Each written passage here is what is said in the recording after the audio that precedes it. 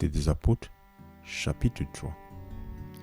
Or, Pierre et Jean montaient ensemble au temple à l'heure de la prière, soit à la 9e heure, et un certain homme boiteux depuis l'utérus de sa mère était porté, lequel il mettait chaque jour à la porte du temple, qui est appelée Belle, pour demander l'aumône à ceux qui entraient dans le temple.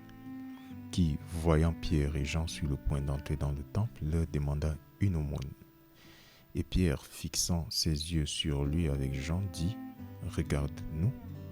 Et il leur prêta attention, s'attendant à recevoir quelque chose d'eux. Alors Pierre dit « Je n'ai ni argent ni or, mais ce que j'ai, je te le donne. Dans le nom de Jésus-Christ de Nazareth, lève-toi et marche. » Et il le prit par la main droite et le leva, et immédiatement les os de ses pieds et de ses chevilles furent raffermis. Et lui, sautant, se tint debout, et marchant, et entrant avec eux dans le temple, marchant, sautant, et louant Dieu. Et tout le peuple le vit marchant et louant Dieu, et il savait que c'était lui qui était assis devant l'aumône, à la belle porte du temple. Et il savait que c'était lui qui était assis demandant l'aumône, à la belle porte du temple, et ils furent remplis de surprise et de stupéfaction de ce qui lui était arrivé. Et comme l'homme boiteux qui avait été guéri s'agrippait à Pierre et Jean, tout le peuple étant grandement surpris, accourut vers eux au porche appelé de Salomon. Et lorsque Pierre vit cela, il répondit au peuple, « Vous, hommes d'Israël, pourquoi vous émerveillez-vous de ceci?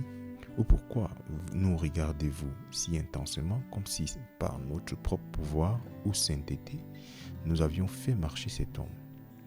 Le Dieu d'Abraham et d'Isaac et de Jacob, le Dieu de nos pères, a glorifié son Fils Jésus, lequel vous avez livré et l'avez régné en la présence de Pilate lorsqu'il était déterminé de le laisser aller. Mais vous avez régné le seul saint et juste et désiré qu'on vous accorde un meurtrier.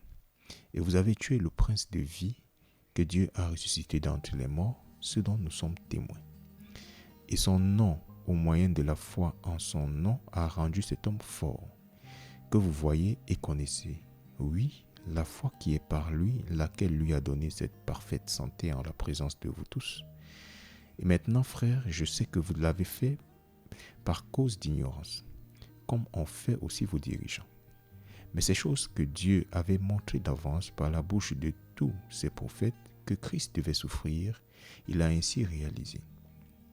Repentez-vous donc et soyez convertis, afin que vos péchés soient effacés lorsque viendront de la présence du Seigneur les temps de rafraîchissement.